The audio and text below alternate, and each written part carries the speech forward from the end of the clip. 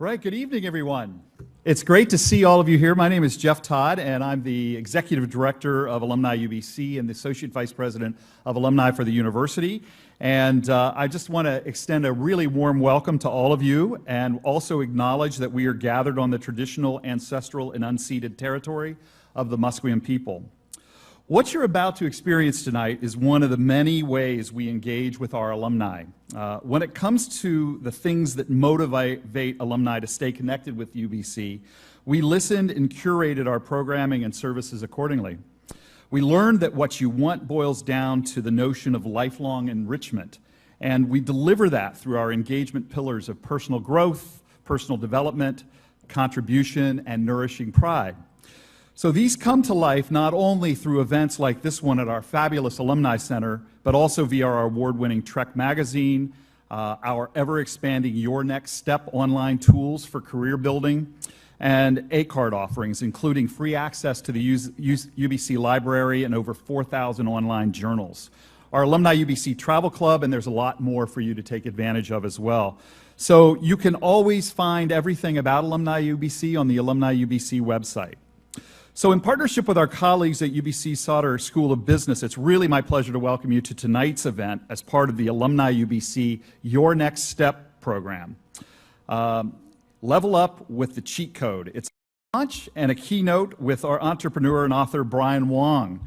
And we're so happy that all of you carved out the time from your busy schedules to join us tonight at the Robert H. Lee Alumni Center. We could also say this is Brian's first stop on his book tour, so it's thrilled that he is choosing to do that here.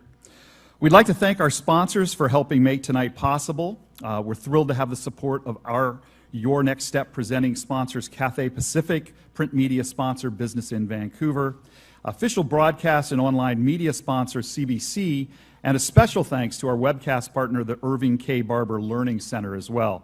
So ladies and gentlemen, I hope you'll join me in thanking our partner and sponsors for this tremendous support to make these evenings possible. So we're here in the Robert H. Lee Alumni Center, which opened officially on September 30th in 2015. This is your home for life.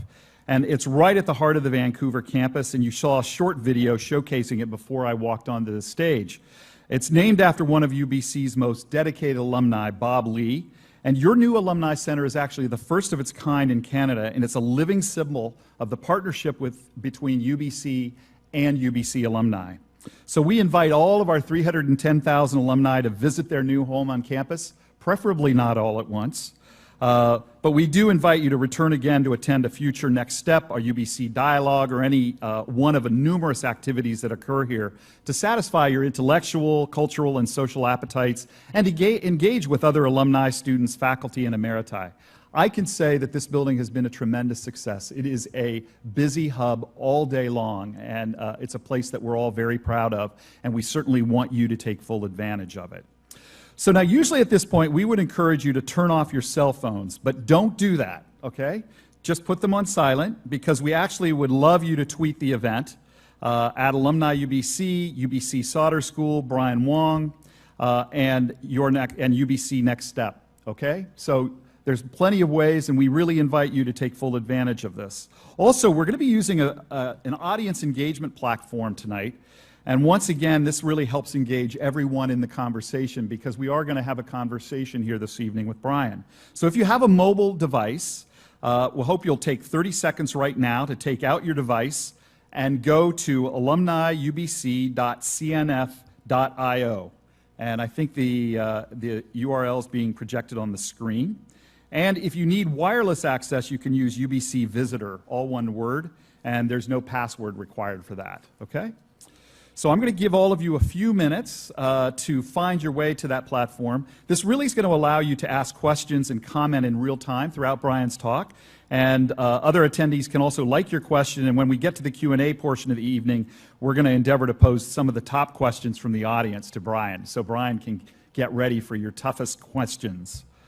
Okay, so have you found it? So we're going to be sharing the URL on the slide deck for a while now, but for a trial run, you'll note that we've pre-populated a polling question. And the question is simply, are you considering starting a business in the near future? Okay, so if you want to take a minute and answer the question.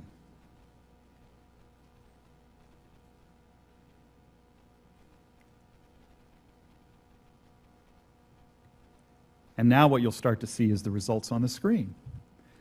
And so gives you just one example of how we can use this. And it looks like, and I don't have my glasses on, but it looks like about almost half of you are saying yes. It's a big group of you here who are thinking about starting your own businesses, so that's pretty amazing.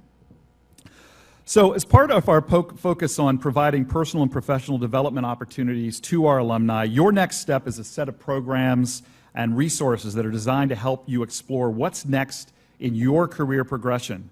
And the Career Event Series touches on various aspects of career self-management and helps get you started down the right path. So for more events and programs and resources, you can find that on the Alumni UBC website under Careers. It's also a great pleasure to highlight the work being done by our alumni around the world, and we are lucky enough to have Brian Wong in Vancouver with us tonight to share his story. So it's now my pleasure to introduce a special guest from our other co-sponsor for tonight's event, Bob Helsley, the Dean of UBC Sauder School of Business and the Grosvenor Professor of Cities and Business Economics and Public Policy. Bob?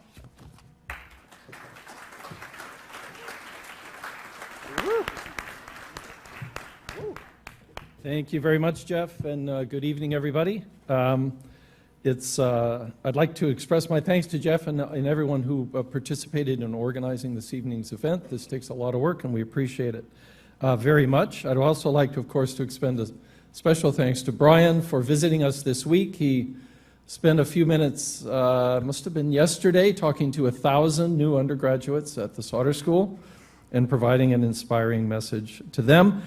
If you can't be inspired by Brian, you are uninspirable, I think, as you guys are about to learn here a little later this evening.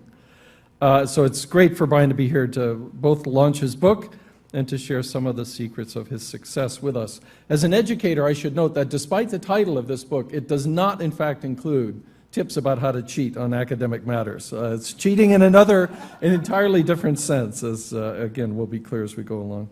It's wonderful to see so many alumni here this evening.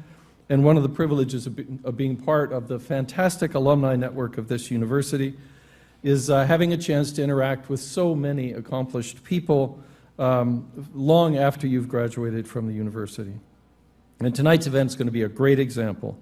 We are going to hear from one of our peers who's gone on to remarkable success as an innovator and an entrepreneur. Brian certainly encapsulates many of the qualities that distinguish our UBC alumni: hard work, determination, incredible creativity, and the courage to strike out on his own and really make something special.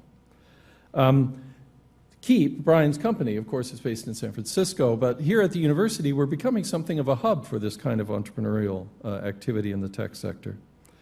And through these ventures, the university and our alumni are having a meaningful impact on the British Columbia economy, and indeed the global economy, as evidenced by Brian's work, which I hope he'll share with you this evening.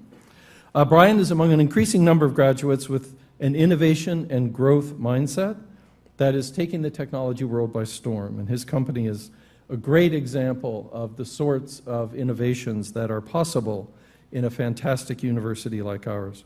A few other examples that come quickly to mind. One is Bench, the local tech company led by UBC alumnus that's transforming the way accounting is done for millions of small businesses across North America through cloud-based technologies.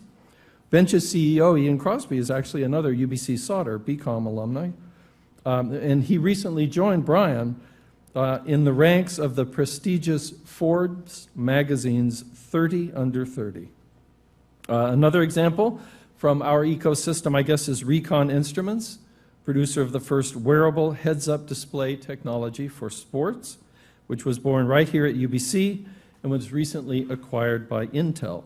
Another example is Aspect Biosystems, a company that offers 3D printing capable of creating human living tissue on demand, which sounds a little creepy, but I bet it's not as creepy as it sounds. That was in turn founded by UBC engineering and medical students here. In fact, Aspect was recently named the most promising startup at the Tech BC Awards. These are just a few of the impressive examples of the caliber of our alumni and I'm certain that many of you here tonight are hoping to follow a similar path. And that's why it's such a great pleasure to have a chance to welcome Brian back. This is an invaluable opportunity for us to learn from one of our own, someone who's taken an idea from innovation, and in his new book advises us all how to navigate the challenges and opportunities along the way to success. As Brian's book makes clear, to be the next success story, you need to be prepared to create and lead change, be able to challenge conventional practices, and harness your creativity to make ideas a reality. So let's get started. My role here actually is to introduce the person who is going to lead you in a conversation with Brian this evening, and that is my close colleague and dear friend, Paul Cubbon. Paul is the leader of the Entrepreneurship and Innovation Group at the UBC Sauder School of Business and is an award-winning faculty member. In fact, he won a Killam Teaching Award just this past year with the UBC Marketing and Behavioral Sciences Division. He's also one of the lead educators of Entrepreneurship at UBC, a campus-wide initiative that provides support for entrepreneurs in the university community through mentorship, education, and seed funding. And as one of Brian's favorite professors, so it says in my notes, we'll find out, from his time at UBC Sauder, he's been a source of inspiration for Brian for a number of years. So we're all looking forward to this conversation, and I would ask you to please join me in welcoming Paul Cubbon. Paul?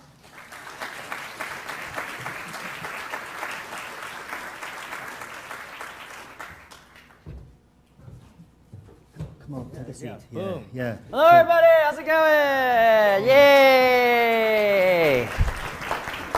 Wednesday evening. So you don't really want to hear from me. My role is to be the foil to Brian speaking, and so I am going to give a brief introduction, and then rather than a keynote that Brian's asked that we do something more like a fireside chat. So what we'll do is the first 20 minutes or so, I'll prime him with some questions, generally friendly, but maybe a few to check he's awake. And then what we'll do is we'll take some questions from the audience, some from the poll on the tablet, and some from the microphone, depending on how you want. This is wonderful. We get looked after. I thought you might bring beer. Yeah? It's been a long day. So this is the first of 27 cities in the next 2 months, right, for this book tour. So Vancouver, number 1, of course. Guess who's number 2 tomorrow? Vegas. We beat out Vegas for the launch of the book. So that's pretty cool. What I was going to do to get started, and then I'll take a seat and kind of hand over to Brian, and you might find that we don't follow rules very well, Brian or I, and so we might get up and stand and walk around and do all of those things. But I wanted you to maybe see if you could tell people a little bit about when you were in my class all those years ago, and I didn't know you very well, and I said, "Are you sure you want to be here? You're not really paying attention," right? Yeah. And you said something like, "Actually, this is quite useful. I'm applying it in real time to 2 of my businesses that I'm running at the moment." So maybe, can you tell us a bit about Follow Formation and businesses that you founded that no longer exist? Yes. So first of all, everyone, Paul. Yeah. Thank you. And he is one of my, and I think my favorite professor going through my BCom. So really excited we've stayed in touch all these years, and that you've obviously contributed a ton to the entrepreneurship programs here at UBC. So I guess, yeah, the businesses. So yeah, I had a laptop in class that I was doing a lot of multitasking in while I was listening to you. And I had 2 businesses at the time at Sauder. The first is called Air Marketing, which is a web design agency. I called it a design consultancy because when you call something a consultancy, you can charge more. And then the second was a Twitter tool called Follow Formation. And it was a way to follow. When you first sign up to Twitter, it's really hard to know who to follow, so you could automatically follow the top tweeters in the categories that you're interested in. So those are the 2.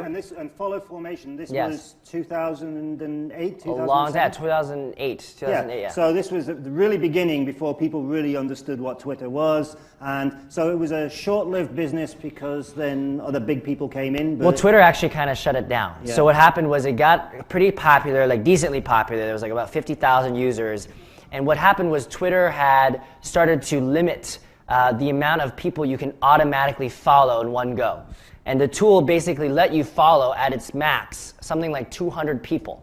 And what happened was, I guess the road to hell is paved with good intentions, so most of the people that ended up using the tool were spammers. But my whole thing was I want people who are beginners to Twitter, that want to actually get to have a good piece of content to get started with. It ended up not working out that way. But hey, whatever, you learn a few things here and there. Well, Yeah. let's just follow on that. You said you learn a few things Yeah. here or there. Now, Yeah. one of the things I see a lot with students, and tomorrow I see several hundred 18-year-olds who are going to be the class of 2020, would you believe? Oh my gosh, I know, yeah. I feel old. I with heard it. 2020, I was yeah, like, yeah. what? They're going to be the class of 2020. And they come in and with a grade point average of 90-something, right? And so they think that the answer's perfect, or otherwise they're a failure. And can you talk about learning from failure and learning, kind of, this idea of fail forward, fail fast? Yeah, so if Professor Brian Graham was in the room, he could actually tell you what my grades were in finance, which weren't actually that fantastic. Actually, my transcript in general, just don't look at it. So you don't need stellar grades to get on. Well, what I just realized, and again, I'm sure many of us are representing this in just our careers as alumni, but your grades aren't necessarily directly correlated to your capacity for success. But one of the things that I found value, of course, with the education was the foundation, the ability to test your limits, things like that.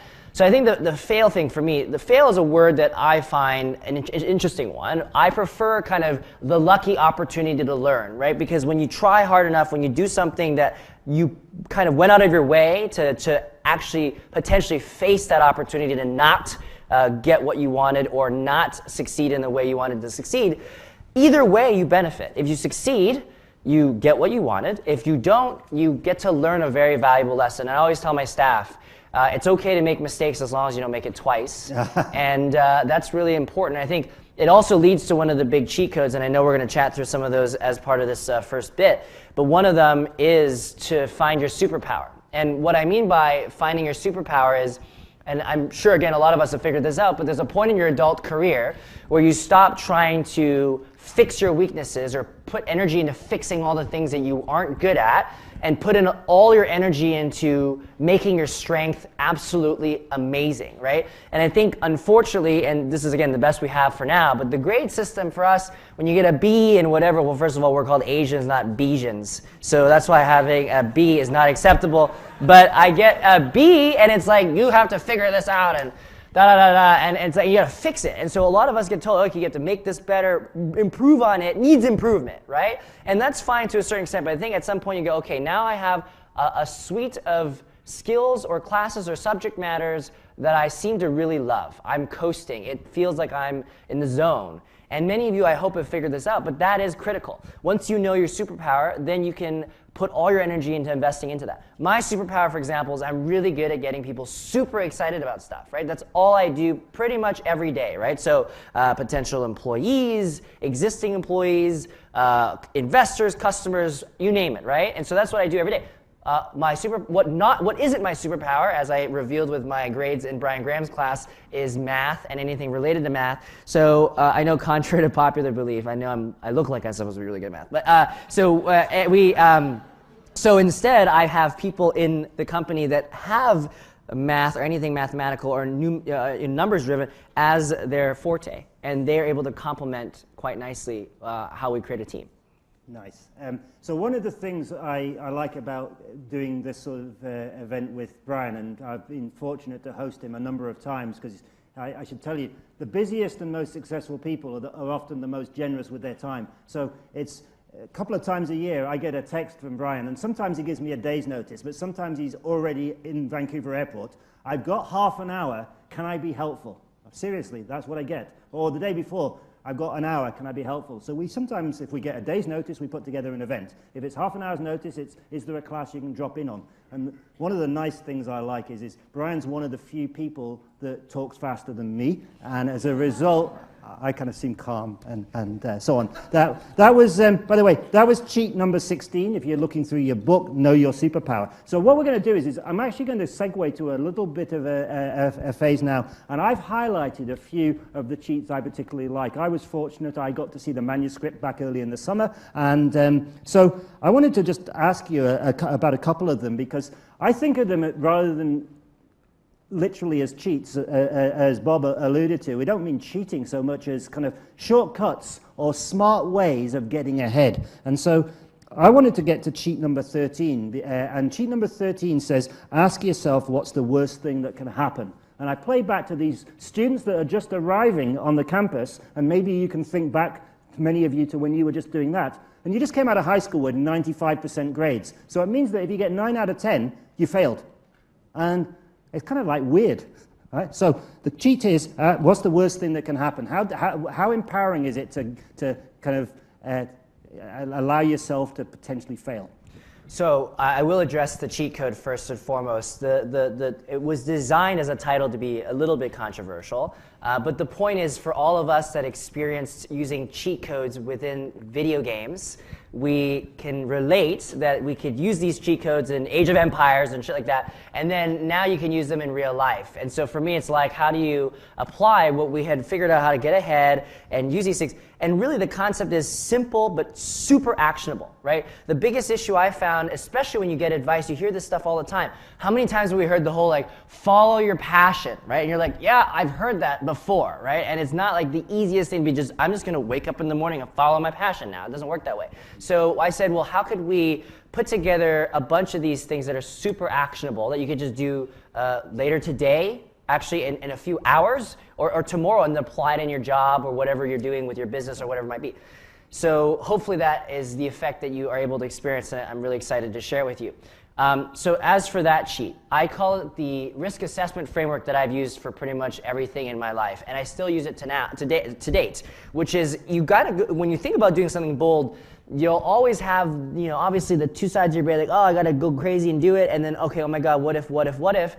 And when you kind of play out the what if all the way to the end, you quickly realize that it's not actually that bad. And so asking the question, what is the worst that could happen, is a risk assessment framework, because the worst that could happen is, okay, you end up, your parents are cooking you food again and you get your laundry done for you, right? That's like the worst that could happen. Brian, yeah. I can see your mum in the audience. Yeah, okay, yeah. That's not happening. Yeah, she's like, no. Never. Yeah. First of all, my parents and my brother are here, so quick shout out. Put up your hands, guys. Okay, Wong family, thank you very much. So that's the word, and again, I know everyone has different backgrounds, but some semblance of that. And so when you think of it, it's like, it's not actually that terrible. And even in your business or your job, you are, I think, in this mindset where you're almost expected, if you want to do something meaningful, to push those limits. And you can, it's a conscious choice. You can choose to float, right, and sort of blend in and, kind of whatever. No one knows what you're doing half the time, or try to be the one that stands out. And I say this because one of the challenges, especially with some of us and how we were brought up, and I'm going to directly address it really in the Asian culture. There's a lot of this whole like, why don't I don't want to be the tallest blade of grass. I kind of everything is, you go with the community, kind of go with the flow. And for me, I realized that there's a part of just being bold enough to try to change a couple things, push the limits just a little bit, and then understand really what your risk propensity is. And you'll find yourself getting used to it and then pushing the envelope even further. So this idea of getting used to it, I just want to kind of maybe linger on that for a bit, because what's the change as you try this a second or third time in relatively quick succession versus the first time? Because often that first leap is the thing that people don't take. So I mean, any particular cheats on getting to a second and third time? So there's a cheat that's Coffee with Brian, and the whole point of it is I have a lot of folks that sometimes reach out and they go, hey, can we like grab... Cheat 40. Yeah, can we grab coffee? I want to pick your brain or whatever. I'm like, okay, first of all, the time you're going to spend having coffee with me, you should just go and actually do something. Yeah. Go build something, go design something seriously. And I say, you're wasting your time trying to over-data, over-research what it is that you want to do. And at some point, you're kind of already going against the nature of being an entrepreneur, which is you're trying to find too much data to support what you're doing.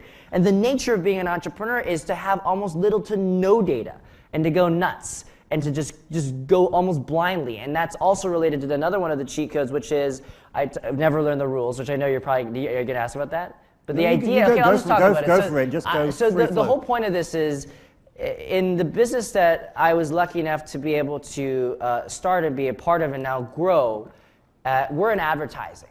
Many of you, I think, hopefully touch advertising in your business or are a part of it in your career. It's a really kind of established industry with a lot of processes. And one thing that I think would have been really hard for me to do was if I knew exactly how the media and advertising industry worked, I would have probably been deterred from starting this thing because I knew I would have known too much.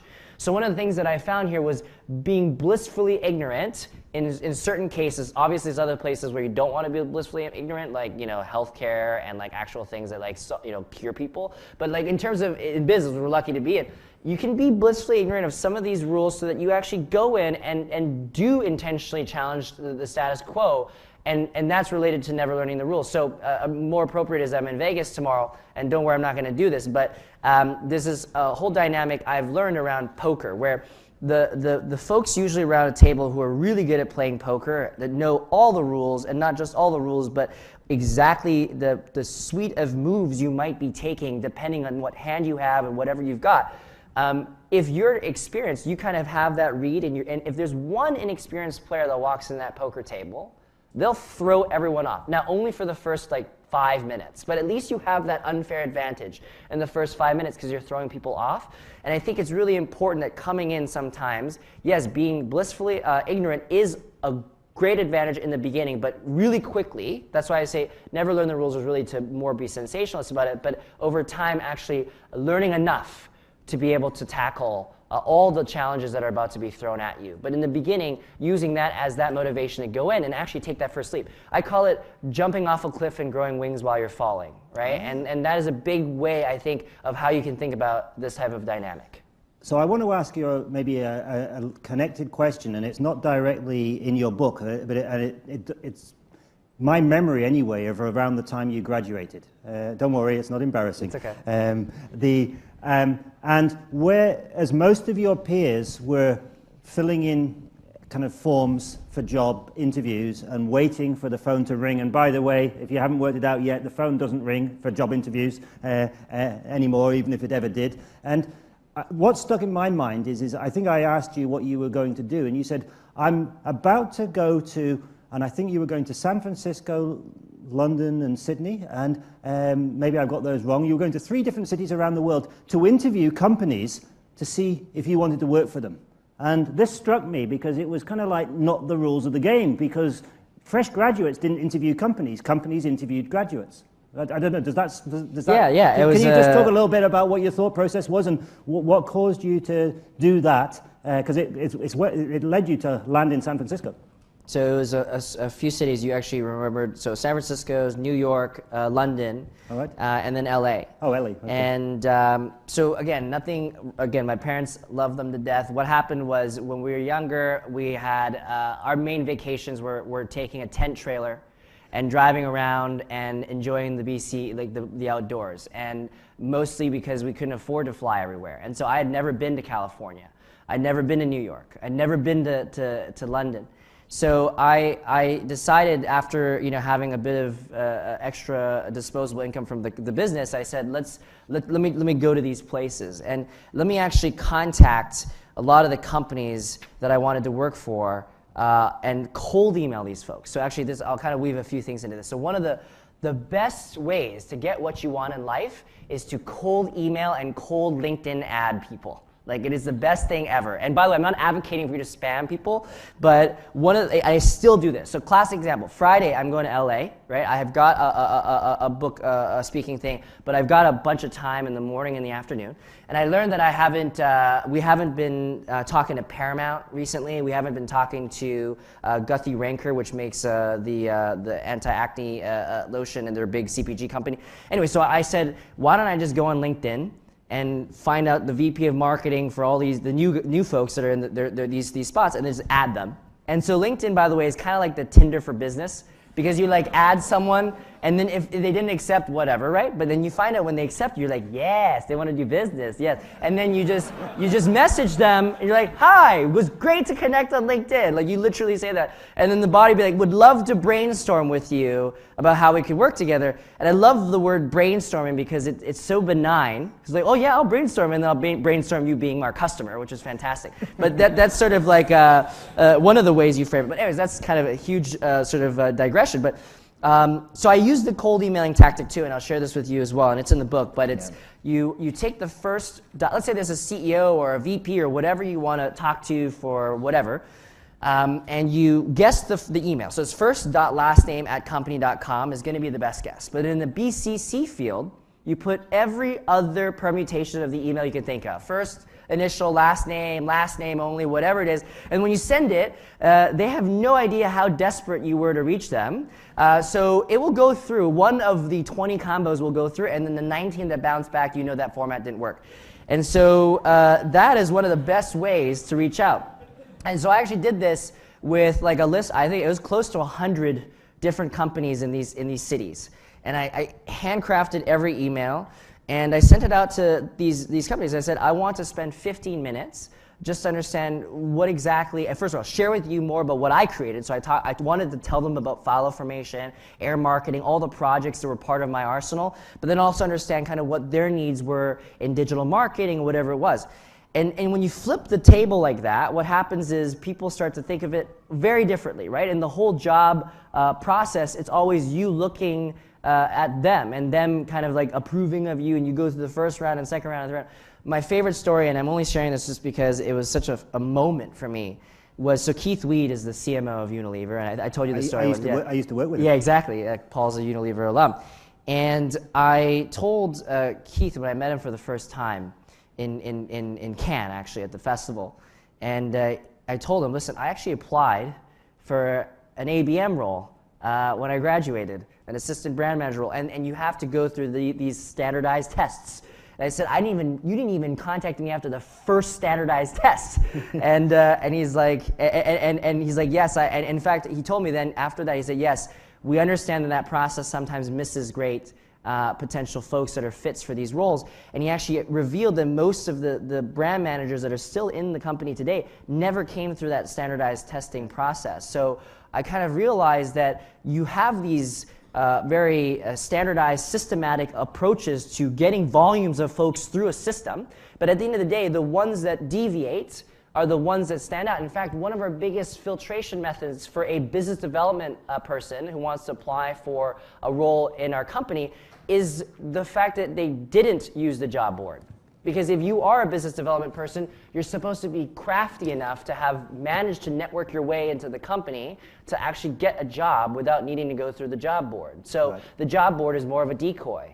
So these are and honestly, and I'm not, again, many of you have probably gotten amazing jobs through job boards. So I'm not saying that's a bad thing, but I'm saying for specific roles that have a relationship building, a key core responsibility, you would expect them to be able to go around on the sides. No, I think that's a really helpful tip. I mean, there's some younger alumni in the room who are probably saying, how do I go from job one to my next job in a way that I'm not kind of just staying at entry-level jobs? And then for older alumni, you may not have had to go and apply for a job or look for a job for 10 years. And suddenly it's scary because the rules of the game have changed in many ways. And so some of these cheats may just help you.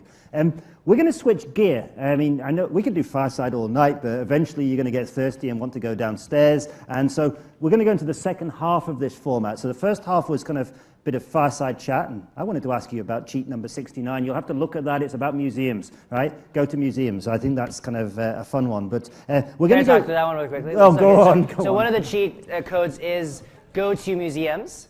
And first of all, go to the Museum of Anthropology if you haven't already. It's an amazing place. And it's one of my favorite places to visit on campus. But one of the things that I found about museums is they're the ultimate brain vitamin, right? They're a collection of everyone and their passion in art and whatever it is that represents their creativity and how they think about the world. And that's ultimately the expression of art. And why I love it is because, you know, you basically see a whole bunch of people that got really high, and you don't have to get high, and you can see the product of their inspiration. And that's really kind of why modern art museums for me is like one of my favorites. So you gotta go there, and basically within one floor, you have like 15 artists that were like really tripped out, and you can see how they were thinking. But I mean, jokes aside, there's so much you can learn and absorb from it. It's a total creative departure, and it's where I get inspired. And so every city I go to, I try to carve out as much time as I can to go visit the local museums. Right. I'm looking at our handling team, and we're Sorry. getting dirty looks for going off script. So what we're going to do is we're going to take some questions from the audience, and the first few I'm going to take from the tablet. These are the ones that you've upvoted from your own questions, and then we'll take a few kind of from the open mic. So the first one I'm going to ask you, 24 people have said, please ask this, is how did you raise your first round of funding? So, raised it in 2010, and if you guys recall, again, just a couple years after the financial crisis, a lot of VCs weren't necessarily investing. What happened was I had just finished up, well, I didn't finish up, I got laid off for my first job. So I actually moved down to San Francisco not to start a company originally. It was to work for a company called Digg, digg.com. And if you remember, Digg was a lot like Reddit. And Digg was actually very, very influential, very big at the time in sort of the internet news and meme generation area.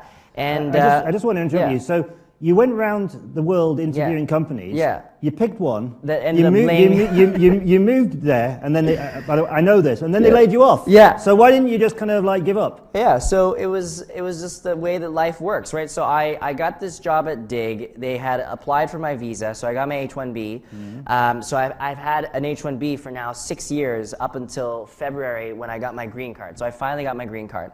So it was anyway. So they got my visa, and then 5 months into my gig, I get laid off, and so I found myself without a job. And this was because Digg had lost. I didn't do anything wrong. I hope Digg had lost a bunch of traffic because Google had changed their algorithm, and then they had to lay off 15% of their staff. And so I found myself without a job. This was in mid 2010. Story goes, it was May. I was kind of like out of a TV show because it was like really late in the day. I actually decided to fly to Vancouver to tell my parents what had happened. Again, it's May, so it was around Mother's Day. I told my mom what had happened. She said it was the worst Mother's Day present she'd ever gotten. And then I tried to make it up to her in following Mother's Days. I think I have. And then I got the idea for Keep on a flight, actually after that. So I didn't have the idea while I was at Digg. I got it while I was on a flight. Anywho, so fast forwarding a bit, incorporated in July, and then in August started to kind of release some of our minimum viable products, our MVPs, out there.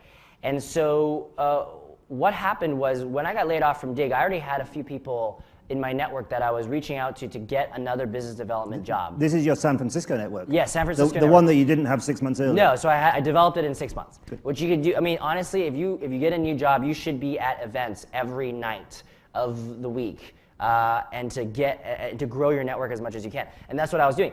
So there's a couple entrepreneurs. One of them, his name is Heaton Shaw, the other Scott and Kavitan. They had started companies. One of them is called Hismetrics. The other one's called Urban Airship. They all grew to be pretty successful startups. And the common theme between the two is they were both funded by the same venture capitalist, which is True Ventures. And so when I had told them that I wanted to get a job in business development, they had also asked the question, hey, do you have an idea, Bruin? Is there something you got an itch to scratch? I said, well, I got this idea for Keep. And they said, well, have you pitched it to a VC yet? I was like, no. And so basically within a week, both of them had introduced me to the same VC, to True Ventures. So it was all serendipity. Which we'll talk about it hopefully in a second, which for me it was about the serendipitous occurrence of these two entrepreneurs seemingly unrelated and that I had known from my network saying, hey, you should meet True, and pitched them the idea for Keep. So I pitched them the idea, and just to go into a bit of the mechanics on the funding side for those of you who are curious, there's a code word for when they make a decision, and that is called the partners meeting. So most VCs operate on a partnership model where they have a few folks that are kind of voting on making a decision to sort of release funds and to invest. And so they said, hey, do you want to come in for a partners meeting next Monday? And I was like, and by the way, they always happen on Monday. I'd say I've never seen a VC firm that doesn't have partners meetings on Mondays. So on that Monday, I came in and I had no idea this was the decision-making meeting, right? And this is like the first time I'd really met a VC formally. So I sat down, told them about the idea for Keep and whatnot. And then basically the next day they had called me up and said, hey, we think we'd like to invest. And the amount was in total $300,000. And at 19, this is more zeros than I've ever seen. And very quickly realized that was only enough to hire 2 engineers. But then realizing though that was the kickoff, and it was really them betting on me and my co-founders in being able to execute this. And so obviously 5.5 years later, we're a much different organization. We've now raised almost 32 million. Great, thank you for that. I'm going to flip down the list. I'm going to use my prerogative up here to not necessarily take the most upvoted. What are some of the female, or who are some of the female entrepreneurs that you think are rock stars? There's a few. One will start. Oh, two. I'll give you a couple. Actually, they both are in LA, coincidentally. One of them, her name is Nancy, Nanxi Liu. And she started a company called Nplug. And actually, they are one of the world's largest network of dynamic out-of-home displays. And so for advertising. So mostly, by the way, in the beginning, they were at bubble tea shops. Have you guys, all the Asians, yeah, so all the bubble tea shops, yeah, you have the big screens with all the ads. Her company runs those, and she had this really inspiring story of basically, well, not really inspired, she just figured out how to make a sweatshop. So she got 17 people in one house that she rented. Basically, in exchange for free housing, they would work. And then she used the excuse of that to kind of get as much productivity at the beginning. And now they're a very big, thriving organization, which is really exciting. The second female entrepreneur that I really respect, her name is Meredith Perry. She started a company called Ubeam. And they are supposedly, and again, I haven't seen it yet because she refuses to show it to me, is the world's first wireless charging technology. Not through the pad, I know you've seen that before, but literally you can have a phone here, and there's these things on the side of the room that can beam power to your phone. It's ridiculous. It's amazing. And Mark Cubbon's one of our investors. She's just absolutely killing it. So I really hope it's not like a Theranos snake oil thing, but if it's real, then it's real. And again, I really hope it isn't. So those are 2 star females. If I can, I just want to give a shout out to one of UBC's recent young alum who is a great example of female entrepreneurial leaders. Some of you may know Andrea Palmer. She graduated just over a year ago from Applied Science Engineering, and she leads Awake Labs. And they are working on a product which is a wearable device to help people whose children have got autism spectrum disorder. And so basically predictive analytics, allowing the caregiver to see when a meltdown event is likely to happen so they can intervene earlier, because you've got to intervene anyway, so it's less traumatic for everybody. So they've been going great guns.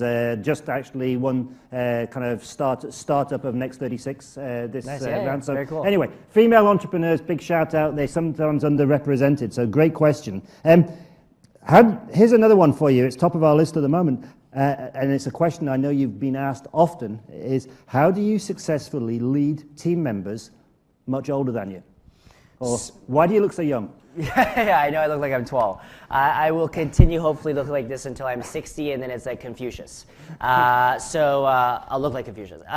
So the way is to not make it about the age difference. The more you focus on that, the more it becomes an actual thing.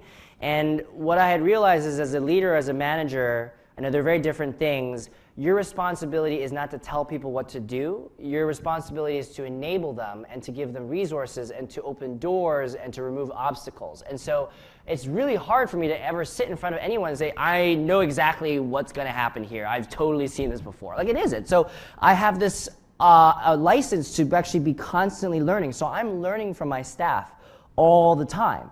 But I think the way you position it is to be the one that helps enable them to grow. So it's less about, I'm reporting to this whippersnapper, young-ass kid who's telling me what to do. It's more like he's kind of there to be my partner in crime and to help me grow as a person, which I think is what everyone wants. And so that's really been my style.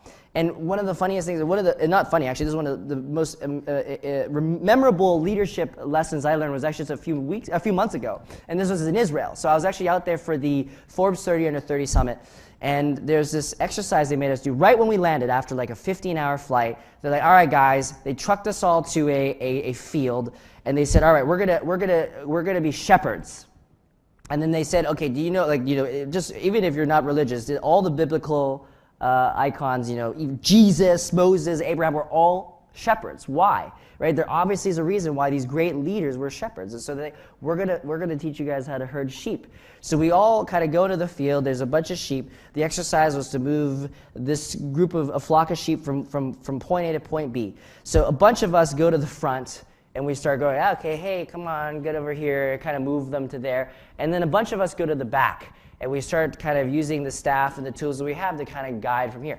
And guess what? The way to actually herd sheep is from the back. So you can guide them so they can move in the right direction. And the number one leadership lesson there is leadership happens from behind. You don't lead from the front. And this was just so appropriate and so poignant because I think really importantly, I am their servant. I'm there trying to basically do everything I can to make them as productive as possible. And in fact, I protect their time by taking on things that I know will hopefully let them grow and eventually succeed. And I keep on saying this because at some point you also remember, and we have 120 staff, there's a point where you go, you know what? My gosh, these people basically had that talk with their spouses, their respective spouses, of yes, I'm going to work at a company that's being run by a 20-year-old, right? And it's like they had taken on that risk and they've put a lot of their career on the line to go and support this and to be part of the movement. And for me, the last thing I want is for them not to be able to go off and do amazing things. For example, just yesterday, one of the I call the Keep Mafia, this fellow by the name of Mitchell Hashimoto, just raised $24 million. For his startup. He had worked at Keep. He had gone off and started another company called HashiCorp. And it doesn't sell hash. If you look it up, it's totally different. His name is Hashimoto, so yeah. But and I'm so happy for that, right? And I tell anyone who actually leaves Keep, you're once a keeper, always a keeper. We call our employees keepers, right? Is when you leave, go do something amazing. Go and actually use the fact that you're a Keep to get a ridiculously high titled position that you probably aren't supposed to be in. But you can learn to go into that. And in fact, one of the things we also do is I encourage regularly our sales staff to make up titles. So when you're like the associate of business development or like the account executive, when you're selling someone, they're not really going to pay attention to you. But if you say, I'm head of business development, yeah, I lead business development. I love that. I'll give you my favorite one. Okay. A friend of mine, his business card his title that was made up was Grand Fromage. Yeah. He was the big cheese. Big cheese. Yeah, yeah. So I encourage them to make up this title. And one of the funniest stories I remember is because of this fabricated title, they were a business development manager. They had called themselves senior director of business development or director of business development. They actually got an offer for a job to be a director of business development at another company that paid them double. I was like, dude, all the power to you. This is amazing. And so, and he's still there, right? So one of the things that I love is people using Keep as a platform to be successful. Okay, great. It was interesting you just touched, as you were on the sheep part of that kind of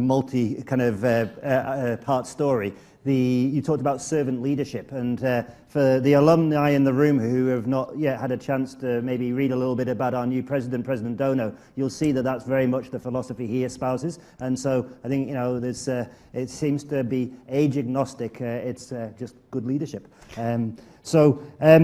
I'm going to ask one more question from this list here because I think that it's one that I can see a lot of people voting on, but I'm going to have to ask you to be fairly brief on your answer. Okay. What do you think of Vancouver from business opportunity and career development perspectives? Compared with where you live now is the question, but actually, just what do you think of it? I think Vancouver is a thriving business hub with lots and lots of opportunities. I'm not just saying this because of it being my hometown, and I think over the last few years in tech, the city has made amazing strides, and you've seen this through efforts from the provincial government to all the success stories that have happened, whether it be a Hootsuite or a Recon or a Bench or whatever. There's a lot of these things. So the criticism has a lot been in tech, but that over the last few years has been absolutely amazing in its progress. And I think a lot of people don't give Vancouver enough credit for the fact that it's close to Asia. There's a ton of connections there. You can obviously get to a lot of places in North America quite quickly. So again, my perspective on Vancouver is very bullish. But I would say there's one thing, and not all of it's positive. There's one thing about Vancouver which I think we need to work on, and one thing I learned from kind of the American culture and the Canadian culture, and I'm going to be generalizing for the next couple of minutes here, is what I learned is in the States, people are really good at chest thumping and basically coming up with random awards that they fabricated for themselves to celebrate amazing accomplishments that no one seems to care about, but now all of a sudden they care about. And Americans are really good at this. They're very loud, right? When they do anything, like, oh, we just passed 1,000 users, let's throw a party, right? And like, this is what they love, is they love celebrating these wins. And Canadians, we're super humble. We're super like, oh yeah, we just, whatever happened, all this great stuff did. Yeah, okay, sorry. It's like, and I think the sorry for being so cool and successful. And it's like the thing about what I hope Canada and Vancouverites and just all the major business centers and even the rural places can learn from is we should be a lot more proud of what we've accomplished and share these stories, right? And that's why I'm so proud to share that I'm a Sauder alum, a UBC alum, because at least within places outside of Canada, people go, oh, I mean what you do with metal, or Sauder as in the school, and then like, oh, like UBC, you mean university? I've gotten this many times. University of Berkeley, California. I was like, are you fucking kidding me? Like, it's University of British Columbia. And so I'm like, and they're, British Columbia and UK. I was like, come on. It's like, Vancouver, I hear it's really beautiful there.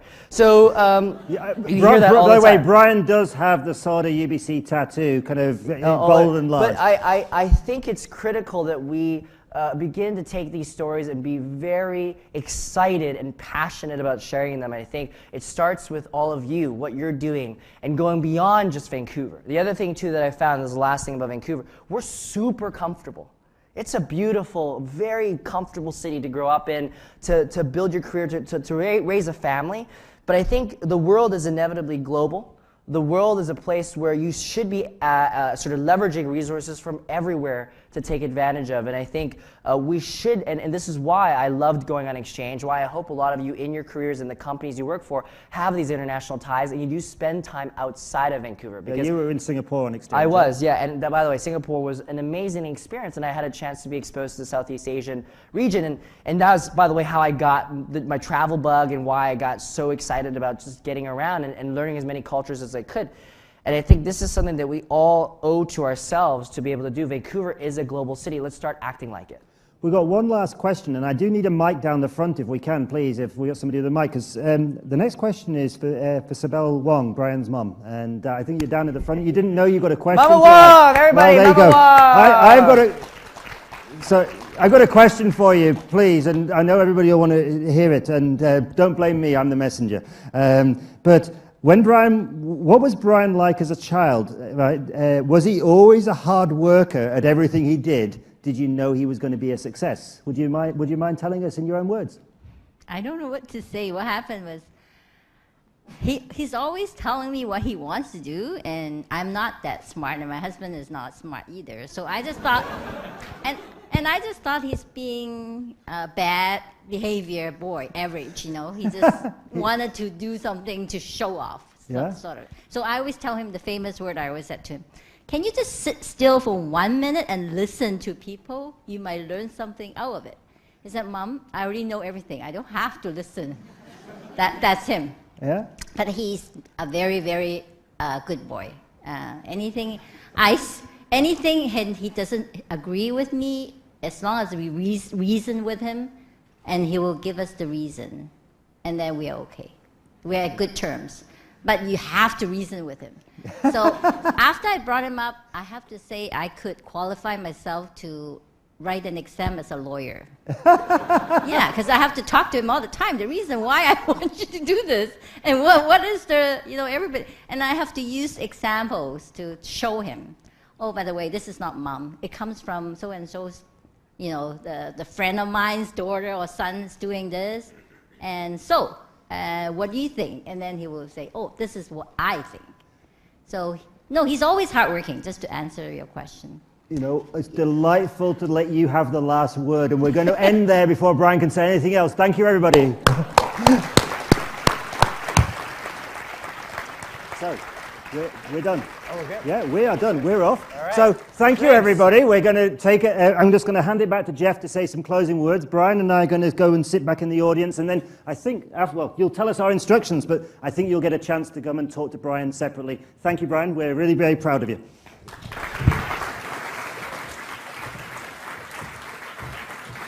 I don't know about the rest of you, but I'm certainly inspired tonight, and I can't wait to read the book either. So thank you for being with us. Paul, thank you for leading the conversation. Let's give both of them a great round of applause for tonight.